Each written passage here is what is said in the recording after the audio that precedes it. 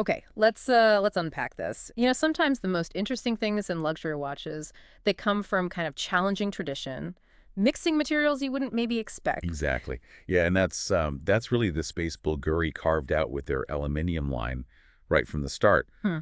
Pairing lightweight aluminum with rubber. That wasn't standard luxury playbook stuff back when they first did it. Right. That was what, 1998 originally? Pretty bold then. And when they brought it back in 2020, they kept that same spirit, just, updated the tech. Uh-huh. And they've kept tweaking it too. Yeah. We saw those refreshed chronos and some limited runs in 2023 as well. Yeah, it shows it's not just a flash in the pan. It has some history, some staying power. People seem to connect with that material mix. Definitely. It's got a real identity. So for this deep dive, we're zooming in, based just on the material you shared, on the brand new ones. These summer 2025 editions, the two references in fresh white and blue. Right. So our mission here, using only the sources we have in front of us, is to pull out what makes these specific summer watches tick, what makes them stand out in the existing lineup. Okay, let's jump in. The sources say they're sticking with the core formula. Yeah, that signature case. Still 41 millimeter aluminum cases. Lightweight, but tough. And pretty wearable for a chrono, 11.1 millimeter thick, the sources mention. And they also point out the use of titanium for the casebacks and also the chrono pushers. Oh, right, titanium. That's smart, but there's a visual difference there, isn't there? The sources say, yes, the blue one gets black DLC coating on its titanium bits. Yeah, DLC diamond-like carbon gives it that tougher, darker look. The white one keeps the titanium natural or sandblasted, I think the source said for the back. Got it. And that iconic rubber bezel, it's there too, right? With the double Bulgari logo. Absolutely. Yeah. Color match till the white rubber on the white model, blue on the blue. Yeah. And practical too, 100 meters, water resistance on both. Kind of reinforces that sporty, versatile feel. Okay, so here's where they really diverge visually, based on the sources. The dial colors. The white one sounds very chic, summer ready. Yeah, the sources definitely paint it that way. While the blue, it's described as having a much sportier vibe with that deep navy dial. Sort of two personalities using the same base. Let's look closer at the dials. The source material gives the white one reference, 104235. Matte white dial. Okay. And the subdials, also white, but with a texture. Snailed, it says. Snailed, yeah. Yeah. Think like fine concentric circles, gives them a bit of depth against the main matte part. Oh, and the central chrono hand on that white one has a red tip, little color pop. Nice detail. And lume, white superluminova fill on the hands for the white model. Okay, switching to the blue reference, 104234, deep navy blue dial, and same do with the subdials, snailed blue. Yep, matching snailed blue subdials, and luminous hands and markers on the blue too, just like the white. They share the same basic layout according to the sources. Big applied Arabic numeral at 12. Right, baton markers elsewhere, also with superluminova. And that date window, tucked down at 4.30, color matched. Uh-huh. Plus the minute tracker on the edge. It's that classic tri-compacts chrono layout, 3 subdials, 3, 6, 9 o'clock, which comes down to the movement inside. Ah, the movement.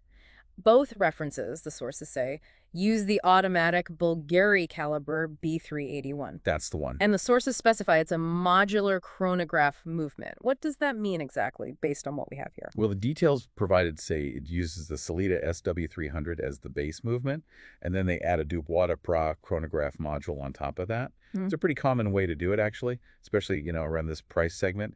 Lets them use a reliable base caliber and add the chrono function. Okay, got it. So specs operates at 4 hertz, 28,800 vibrations per hour, pretty standard. Yeah. And a 42-hour power reserve, and that's what gives us the 3 subdial layout and the date function. Exactly. And that movement's hidden behind the solid titanium caseback we mentioned. Sandblasted finish on the white model's caseback, according to the source. While the blue gets the black DLC-coated titanium back, engraved with the details, presumably. Right. Okay, now the strap. Connecting it all to your wrist. They both use that distinctive articulated rubber strap, yeah. FKM rubber. Yes, FKM. It's a floral elastomer, high-performance stuff, durable, resistant to UV, chemicals. Good choice for a watch like this that might see some action. And those articulated links, the aluminium bits connecting the rubber sections, they're key for comfort and that unique look. Leads to an aluminium pin buckle. Makes sense. Okay, finally, availability and the price. This is where the sources show another key difference besides just the color. The blue one, reference 104234, that's just part of the regular collection. Right, but the white one, 104235, the sources are clear. It's a limited edition, only 400 pieces being made. Okay. So more exclusive. Both are listed as available now, though. through Bulgari boutiques, authorized dealers. Seems so, yeah. And the price point mentioned in the source material is 5,300 euros for both models. So same price, but one's regular production, one's limited. Interesting choice there for the buyer. Definitely gives you some to think about. The ongoing sporty blue or the more exclusive, potentially harder to get white. So we've walked through the sources together, tried to pull out the key facts on these new summer Bulgari releases. Yeah, to sum it up quickly, 2 new aluminium chronographs, keeping that signature aluminium and FKM rubber mix.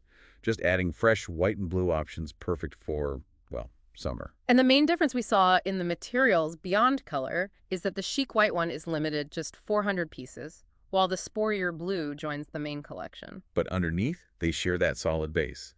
The 41 millimeters aluminum case, the titanium bits either sandblasted or DLC coated that rubber bezel with the logo, 100 meters water resistance, the caliber B381 automatic modular chrono movement with its 42-hour reserve. And that very distinct articulated FKM rubber strap.